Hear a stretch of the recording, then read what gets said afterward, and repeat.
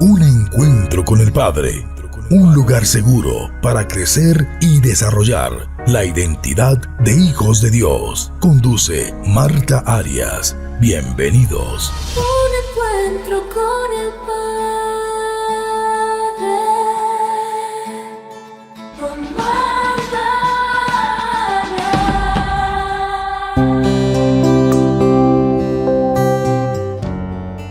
En este episodio vamos a hablar de algunos de los aspectos sociales, psicológicos y emocionales de todos estos sentimientos que se oponen a la paciencia, como son la impaciencia, la ira, la ansiedad o preocupación excesiva, la frustración o desánimo, la queja constante, la intolerancia y la desesperación. Esta clase de sentimientos nos desvían fácilmente del camino. ¿Por qué? Porque no conocemos los tiempos de Dios para nuestra vida y además, por tomar decisiones equivocadas, acabamos perdiendo las bendiciones de Dios para nosotros y terminamos tristemente saliéndonos de su propósito. Como vemos en Gálatas 5, 22 y 23, que nos habla del fruto del Espíritu, recordemos lo que la paciencia significa. Y tiene dos significados que son: el primero es la capacidad de soportar agravios sin venganza. Y el segundo nos habla de perseverancia y constancia, manteniéndonos firmes bajo presión o un sufrimiento prolongado.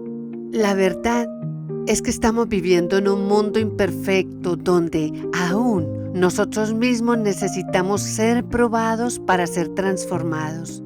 Pero es normal que cuando entremos en esta prueba nos encontremos con este tipo de emociones que nos desequilibran y nos quieren hacer mover de nuestro lugar.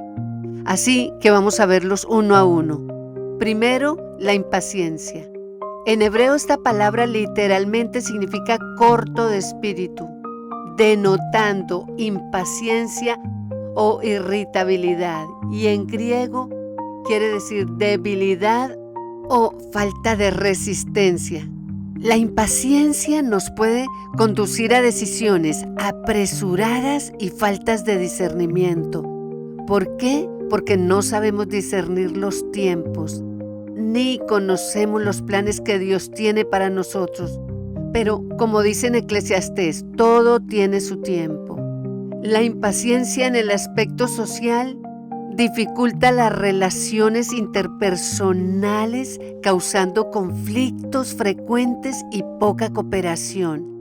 Y en lo psicológico y emocional, la impaciencia está asociada con el estrés y la frustración constante.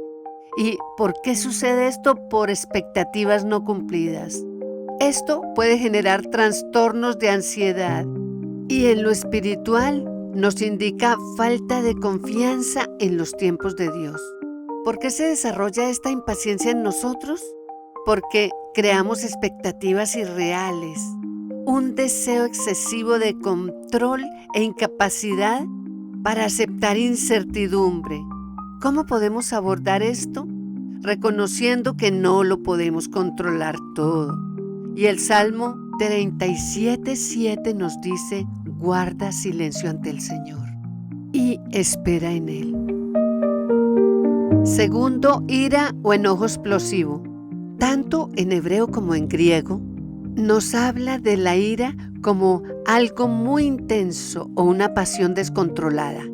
Ella nos puede llevar a acciones precipitadas y destructivas.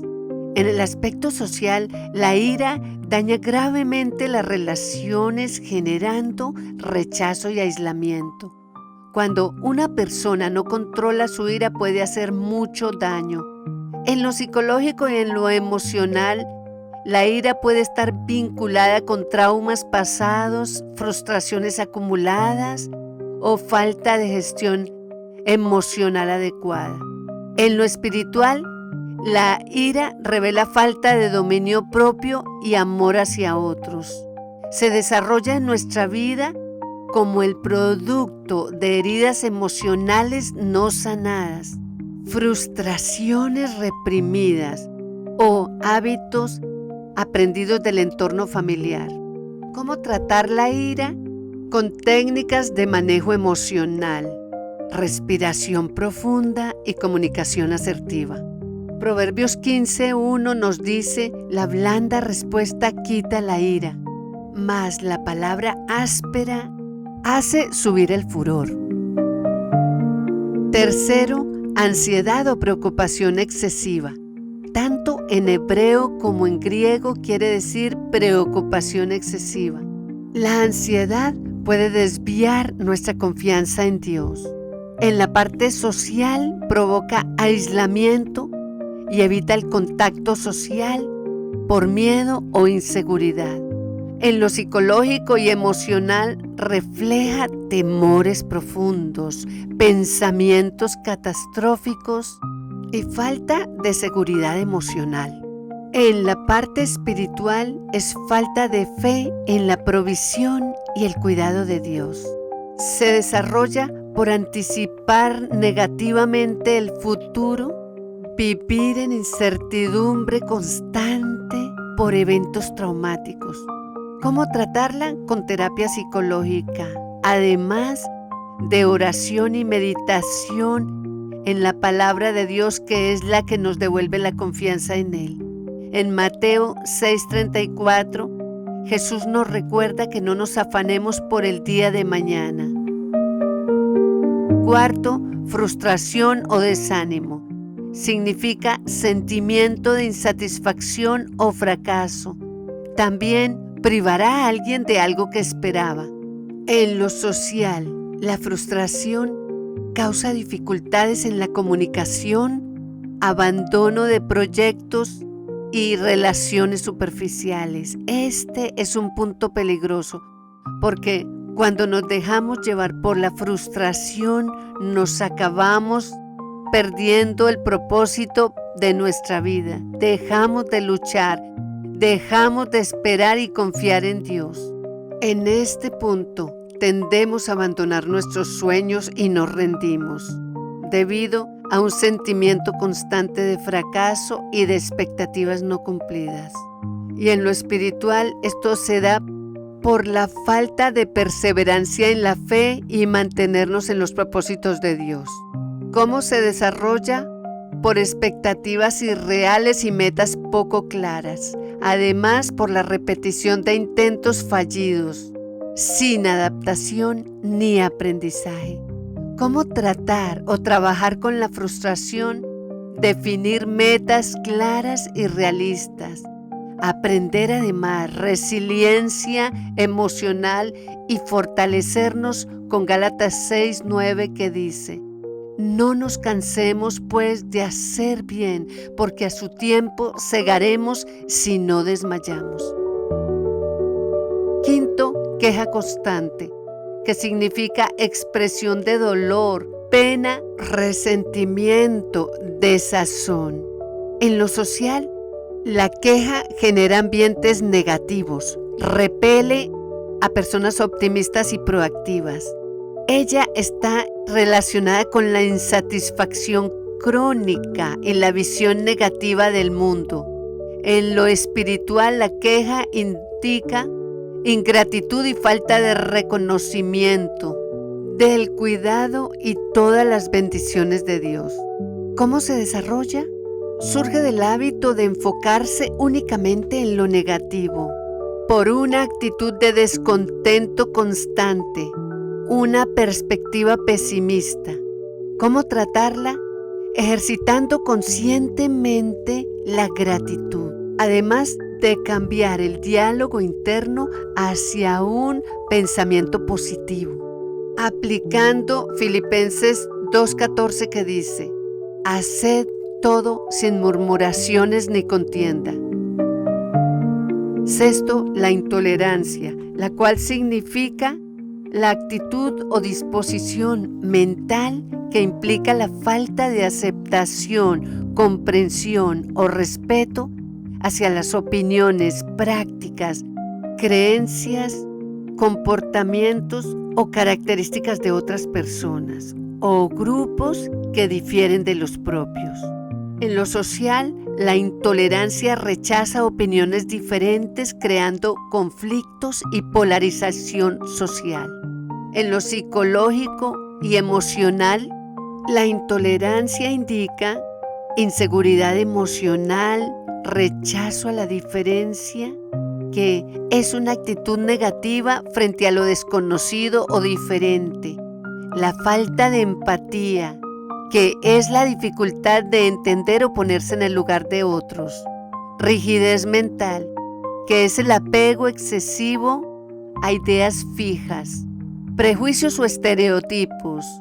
Y agresividad, que puede ser verbal, emocional o física, y a menudo se manifiesta mediante la confrontación, la burla, la exclusión o la discriminación. Y el miedo o la inseguridad, que generalmente viene de temores profundos a lo desconocido. ¿Cómo se desarrolla la intolerancia? Por la crianza rígida, el miedo a lo desconocido o experiencias negativas repetidas. ¿Cómo tratarla? Exponerse conscientemente a perspectivas diferentes, cultivar acciones de empatía y escuchar a los demás. En Efesios 4:2 nos dice: soportándoos con paciencia los unos a los otros en amor. Y séptimo, desesperación, que significa pérdida total de la esperanza o alteración extrema del ánimo causada por cólera, despecho o enojo. En lo social, la desesperación nos conduce al aislamiento, al abandono de relaciones y a la pérdida del sentido de comunidad.